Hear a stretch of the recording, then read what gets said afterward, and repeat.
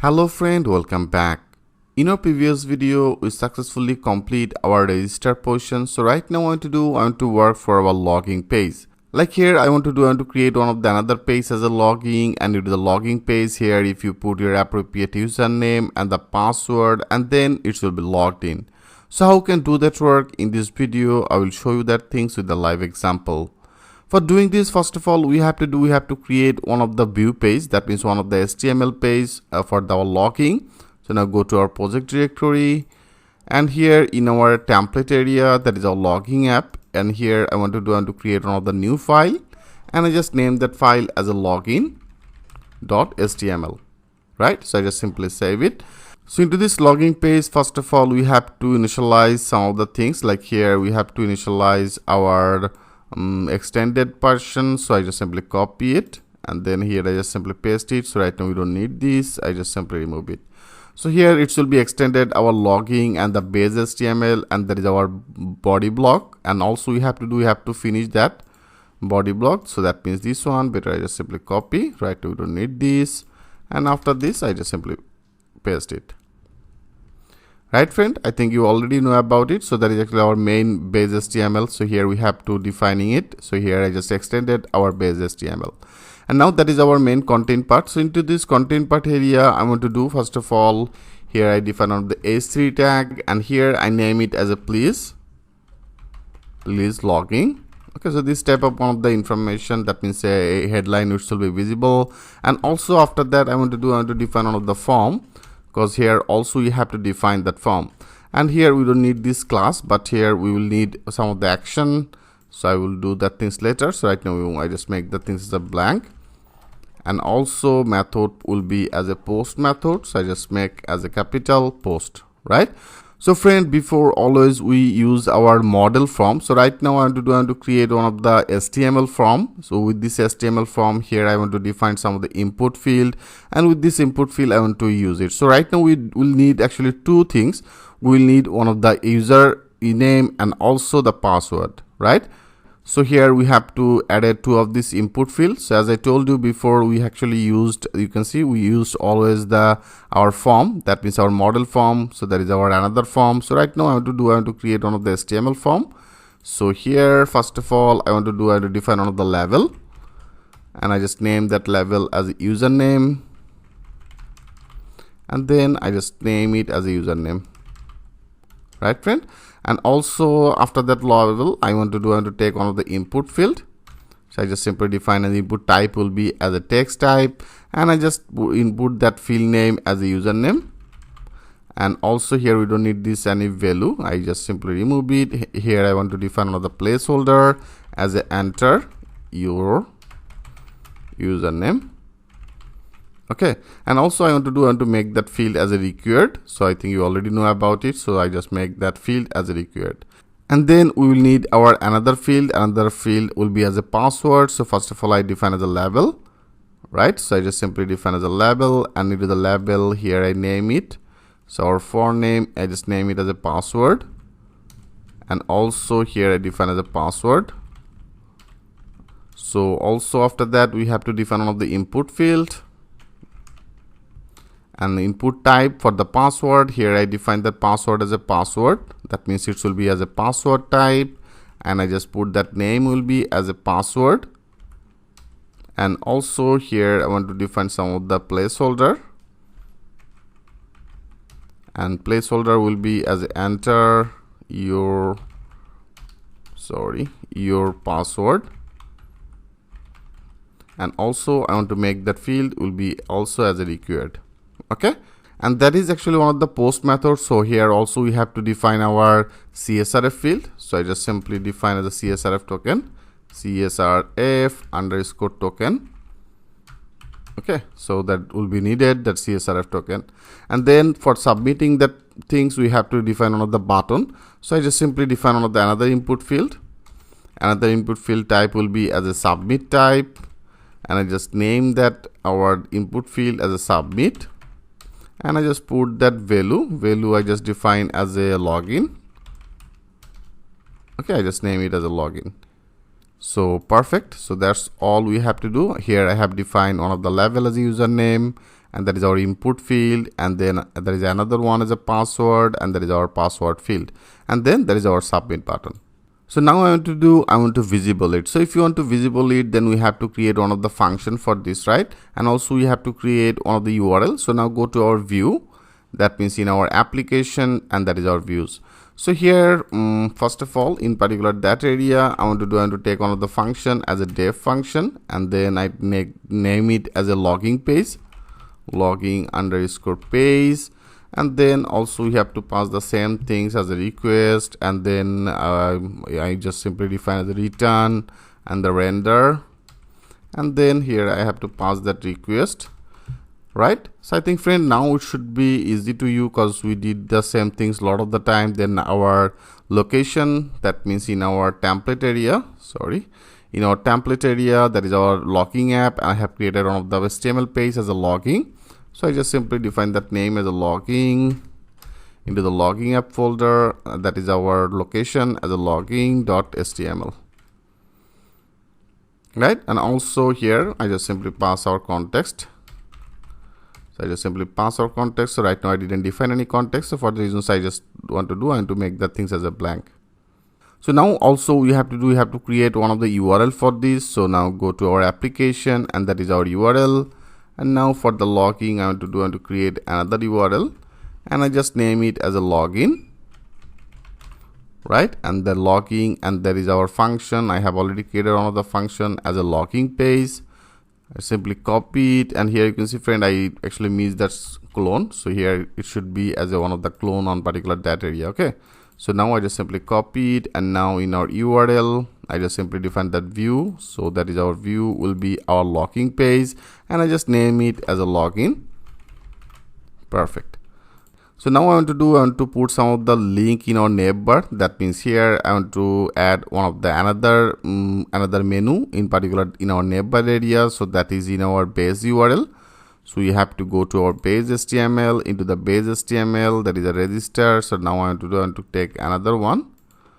I take another one, and I just name it as a login.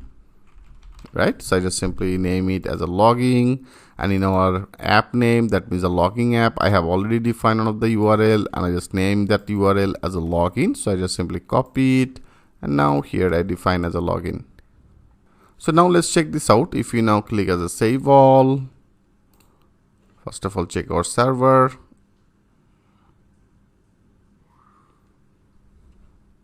Yeah, our server is totally running. So now I just simply refresh it. Now go to our logging. Yeah, you can see now there is actually the please logging, and there is our username field, and that is our password field. And also here I defined some of the placeholder. You can see it's now showing out this placeholder name. So better I want to make the things as a serialized, and if you want to do that work, then into the Bootstrap that have also one of the class as a from control class. So I want to defining it, then it should be looking good actually. So now go to our logging HTML, and here that is our input field. Into the input field area I want to define another class. Okay, I just simply define another class, and they have also into the Bootstrap that have another class as a form control. Okay, I just name it as a form control. So now I want to add this class. That means I want to add this class also for our password. So here after this I just simply paste it, click as a save all. Now refresh it. Yeah, you can see it's now actually looking great, and also there is a logging. So better for the logging I want to do after that, that means this is actually our button. So after that here I define another BR. I just simply define that BR. So now if you click as a save all, so that is actually very close. So now I just refresh. Perfect. So that is our username, and that is our password field, and that is our logging field, right? So right now if you make that as a empty, if you click as a logging, then it will be show some of the message, because of all here I put that field as a required. So now here what exactly will be happened? Like I have already created some of the user, right? If you go to our admin, I have already created some of the user. So now here if you put your appropriate username and the password, then it will be redirected to some of the page. So for the reasons here I want to create another function for this one. So if you want to create another function, we have to create this function in our view area. So go to our project, and that is our views. Okay, so in particular, better here I want to do that work. So I just create one of the another function, and I just name that function as a whatever you want. So right now I'm using that as a user and the login, and then also you have to pass that request and make that sure you add that column. Okay, and also for this user logging, we have to create one of the another URL for this one, because when this will be inserted, that means if you put your appropriate username and appropriate password, and after that if you click as a logging, then it will be redirected some of the page. So that is the page actually I have defined as a logging user. So right now what we have to create one of the URL for this one. So I just simply copy it, and I just name that as a same name. Okay, whatever you want. So if you want to change it, you can change it, rather than I'm using as a user logging right now. So that is our user logging. That will be our URL. I have created one of the function in our views, that is our user logging, and I just name it as a user logging. So now here, if you want to access this function, we have to add this function in our this area. That means in our username and the password, they have also defined one of the action. Into the action area, we have to defining it, right? So for the reasons here, we have to go to our logging HTML, and here you can see that is actually our action. So here I want to define our this URL. So it's pretty much simple. I think you already know about it. That is a URL. And then our app name, that means our app name is a logging app, and with this logging app I want to access our this name, that means our path name I have defined as a user logging. So I just simply copy it, and here I just simply paste it. That means when any user put their username and the password and click as a logging, then our this action will be activated. That means here I have defined that action in our logging app, and that is our user logging. That means it should be redirected to our URL, and that is our logging app. Here I have defined that name, so that is our logging user logging, right? So automatically this name will be redirected to our views, and into the views I have already created one of the function as a user logging function, so it should be redirected to particular that function area. So into this function area, we have to define our some of the condition. So here I define one of the if condition, and if I define as a request, that means whatever the request I just pass from our logging HTML page, I just simply define as a method. Okay, so here I have to define that method equal. First of all, it should be checked as a post or not, and after that also we have to define our field name. Our field name I have defined two of these as a username. So here I define that as a request. That means with this request we have to pass all that our field data, right? Because here we have to pass all that our field requested data, whatever the things we will put on here, whatever the things we'll put on for the password, we have to actually get all that our this post data. So for the reasons here, I want to define as a username, and with this request I just simply define as it should be as a post, and then I get our this requested data, which is requested data actually comes from our which field. Our field name I have defined as a user name. Okay, so if you go to that our logging, here you can see I just simply define that our field name.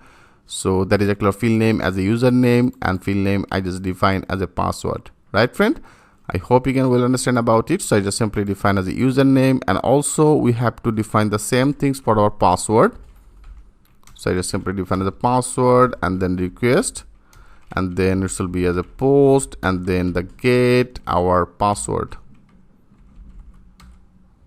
And now friend, also they have by default, because of all that is actually one of the framework. So into the framework they have by default you will get some of the ready-made models. So now we have to import all that our ready-made model. So here after this, okay, after this that is our user info. So after this I want to define one of the form, because here we have to add multiple some of the things which is already building into the Django. So we have to actually call it right now. So that is a Django, and then the contribute. Okay, contribute, and then the auth with this auth from to this position. Sorry. So from to the auth you have to define, make the things as input into the contribute. From here I want to import some of the things as a authenticate. So every class is already ready-made. So I just right now I actually want to import it as authenticate. Okay, authenticate, and also they have also another one as a logging. There is another logging class, and also they have the another class for the logout. So I just simply take all the things from here. Okay, and also from our Django HTTP, we have to also define our HTTP response director. So everything I will use, then it will be very much clear to you. First of all, you have to actually get that all. That means you have to input it. So I just simply define as a HTTP import, and then HTTP and the response redirect. So how we can actually working with this redirect, I will show you. So everything will be very much is clear to you, don't worry about it. Okay, so that will be as a HTTP response. So I just simply define as HTTP response. And also after that, I want to define as a form and the Django, and they have also the our contrib auth. Into the contrib auth, that is actually another one as a decorators. From the decorators, I want to import that logging required. Import as a logging required. So that is also one of the very important one of the class. So we will also use it. So it will be also needed as a logging underscore required. Okay, logging underscore required. And also I want to take another one that will be as a Django, and Django the URLs. And then from here I want to input as a reverse. Okay, reverse. Perfect. So now what you have to do, we have to authenticate it. That means here I have already defined two of this, our field name as a username and the password. So right now we have to authenticate it, right? So if you want to authenticate it, for the reasons here you can say I have already imported our contrib, our auth. So from to the contrib auth, I have already input our authenticate. So with this authenticate, we can actually define our username and password is authenticated or not. So how can do that work better? I want to continue this process. In our next video, I will show you how can authenticate your user and how can logging. So thanks for watching, and I will see you in the next video.